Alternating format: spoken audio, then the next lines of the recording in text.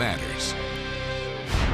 A day of violence across Afghanistan, an airstrike reportedly gone wrong, and a suicide bomber leaves a number of civilians dead. Meanwhile, in northern Afghanistan, girls' schools are the target of deadly poisonings. Fox's David Piper has all the details from Kabul, Afghanistan. A day of chaos in Afghanistan. Afghan officials say a NATO-led airstrike targeting insurgents in eastern Afghanistan ended up killing more than a dozen civilians instead, including women and children. The officials say the victims were celebrating a wedding, but did say several key Taliban officials were also killed in the strike. There was a large group of women and children here. 18 bodies were here. The government, which is ruling us, should see it, and how many children were there.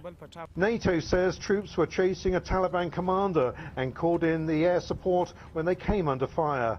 This comes as 3 suicide bombings in Kandahar leave more than a dozen dead and dozens more injured. Afghan officials say one bomber was on a motorbike filled with explosives. 2 others carried their bombs on foot. All 3 then detonated the deadly devices in a busy marketplace. The attacks just a few miles from the main gate of the Kandahar airfield, a massive military installation run by US coalition forces. An explosion happened and smoke was coming up from the site. We went to see what happened there. Suddenly, another explosion happened.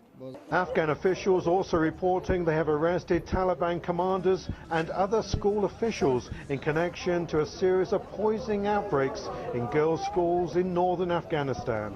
The Taliban commanders that we have arrested, they have confessed of their links with Haqqani. The Haqqani Network, a militant organization based out of Pakistan, is one of the groups fighting NATO forces here in Afghanistan. In Kabul, David Piper, Fox News.